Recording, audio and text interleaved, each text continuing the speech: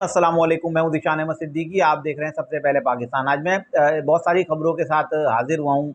कुछ अदालती कार्रवाइयां हैं, कुछ पाकिस्तान तहरीक इंसाफ के लिए अच्छी खबर है, कुछ जो इलेक्शन जो आगे होने जा रहे हैं उसमें जो है एक पेशरफ्त है। पहले मैं आता हूं अदालती कार्रवाई की तरफ।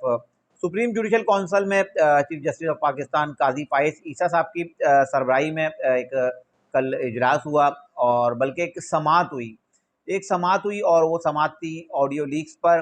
और उसके बाद जो है जस्टिस मज़ाहिर अकबर नकवी के खिलाफ एक रेफरेंस आया था कि उनके पास जो है असासों से उनके जो आमदन है उससे ज़ायद जो है उनके पास असासे मौजूद हैं। फिर उसकी एक इंक्वायरी हुई और उसकी इंक्वायरी की जस्टिस सरदार तारिक मसूद साहब ने। और तारिक मसूद साहब ने जब उसकी इंक्वायरी की तो फिर उन्होंने जाहिर से चैम्बर कैबिनेट को वो जो उन्होंने इंक्वायरी की वो रिपोर्ट उन्होंने भेज दी।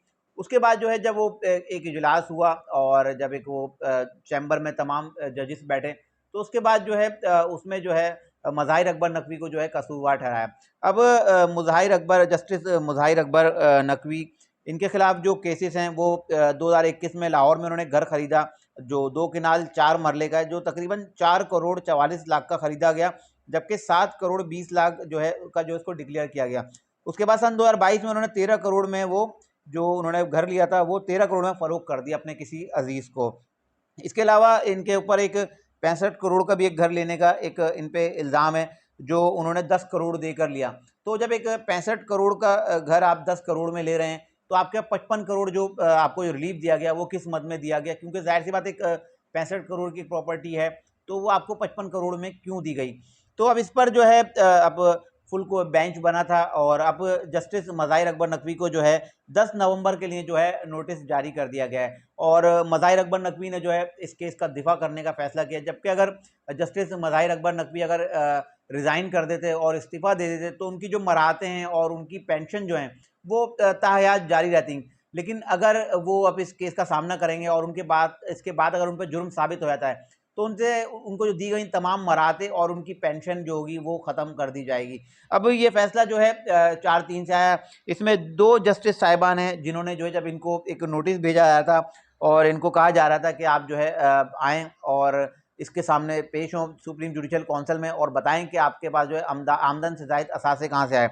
जस्टिस एजाजुल हसन और जस्टिस अमीर भट्टी ने जो है मुखालफत की कि इस तरह का कोई उनको नोटिस ना दिया जाए और जस्टिस मज़ाहिर अकबर नकवी को ना बुलाया जाए। बहरहाल अब 10 तारीख को जो है जस्टिस मज़ाहिर अकबर नकवी पेश होंगे और बताएंगे कि किस तरह से उनकी आमदन में जो है इस तरह से इजाफा हुआ।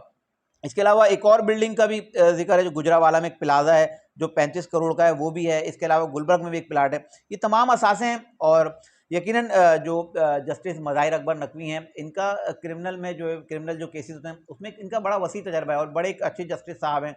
तो बहरहाल अब ये वही बताएंगे, वही जब सामने आएंगे, क्योंकि बहुत से लोग जो है इनको जो है जो पिछले चीफ जस्टिस गए और इमरान खान साहब की हिमायत के में जो जस्टिस साहिबान थे उससे जो इनको जोड़ने की कोशिश कर रहे हैं कि शायद ये इमरान खान साहब वाला जो ग्रुप था इससे पहले जो चीफ जस्टिस साहब थे ये उनके साथ होते थे, तो शायद इनके लिए इनके के साथ जो इंतकामी कार्रवाइयाँ की जा रही हैं तो ये इंतकामी कार्रवाइयाँ नहीं हैं और इनके खिलाफ जो शवाहिद हैं वो सामने हैं।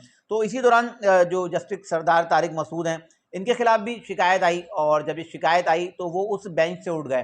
उन्होंने कहा ये शिकायत मेरे खिलाफ है तो मैं इस बेंच में असूलन मुझे बैठना नहीं चाहिए और मैं उठता हूँ और मेरे खिलाफ इंक्वायरी जो किसी दूसरे जस्टिस साहब को दिया है, लिहाजा उनके खिलाफ जो कार्रवाई जस्टिस मंसूर अली शाह साहब को दी गई।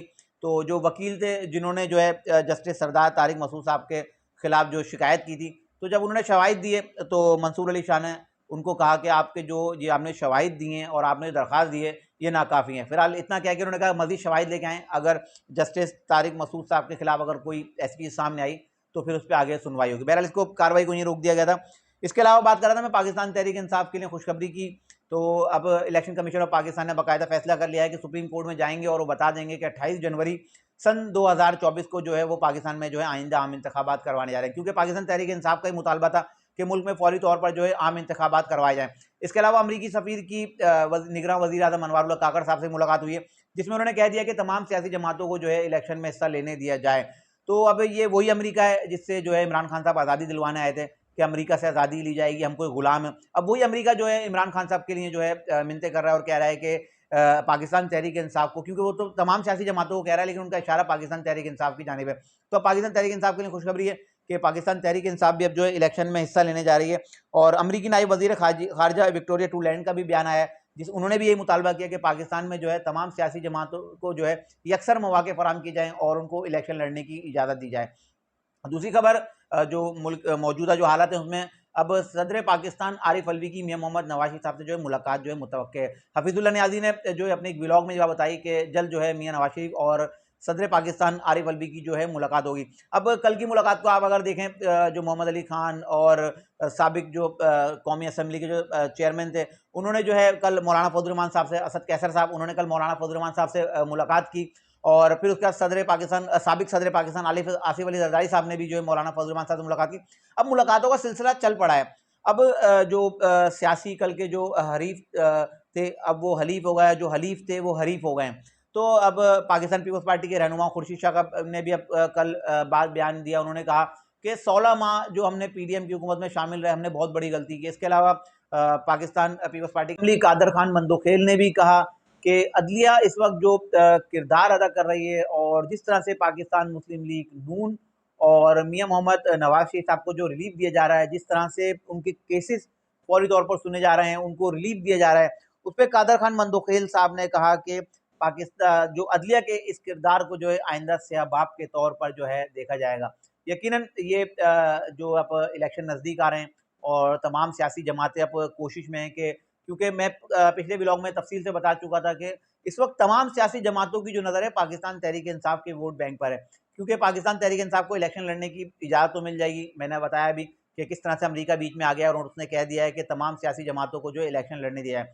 अब जो पाकिस्तान तहरीक-ए-इंसाफ के लोगों की जो मुलाकातें हो रही हैं, जिस तरह से वो अब जा रहे हैं, अब आरिफ अलवी की जब मियाँ साहब से मुलाकात होगी, तो क्योंकि मियाँ साहब भी कह चुके हैं कि तमाम सियासी जमातों को मिल बैठना चाहिए मुल्क की मईशत के लिए, और आरिफ अलवी भी यही चाहते थे। बल्कि आरिफ अलवी साहब को लगता है अब ये पैगाम दे दिया गया है, वो तमाम सियासी जमातों को बुलाएं और उनका इजलास तलब करें, उनके रहनुमाओं को बुलाएं, उनके मरकजी कायदीन को बुलाएं, उनसे मुलाकात करें और आइंदा का जो इलेक्शन हो रहा है उस पर जो है अपना एक प्लान तरतीब दें। तो अब लगता है ये है कि इमरान खान को माइनस करके आरिफ अलवी जो है पाकिस्तान तहरीक-ए-इंसाफ को लीड करेंगे और आइंदा जो आम इंतखाबात होने हैं उसको जो है पाकिस्तान तहरीक-ए-इंसाफ की जानिब से आरिफ अलवी साहब जो है अब लीड करेंगे। तो ये थी कुछ खबरें जो मैंने आपसे शेयर की। और एक बात मैं आखिर में ये कहता चलूँ कि इस वक्त जो बहुत सारी खबरें ज़ेर गर्दिश हैं कि पाकिस्तान तहरीक-ए-इंसाफ और मौलाना फजल रहमान साहब का इत्तेहाद हो गया है, या मुस्लिम लीग नून और पीपल्स पार्टी में इख्तलाफात हैं, वो सियासी इख्तलाफात हैं।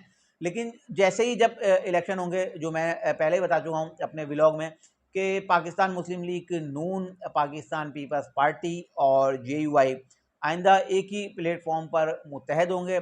बज़ाहिर तो शायद इनकी लड़ाई नज़र आएगी, लेकिन क्योंकि जो पिछले अदवार में जो पाकिस्तान तहरीक-ए-इंसाफ के दौरे हुकूमत में इनके साथ किया गया है, तो दोबारा से वो किसी सियासी जमात को ऐसा मौका नहीं देंगे कि वो दोबारा से जो है इक़्तिदार में आए और इन तीनों सियासी जो बड़ी सियासी जमातें हैं इनको किसी तरह से जो है नुकसान पहुँचे। इंशाल्लाह मज़ीद खबरों और नए तजज़िये के साथ फिर हाज़िर हूँगा, तब तक के लिए इजाज़त दीजिए। अल्लाह हाफ़िज़।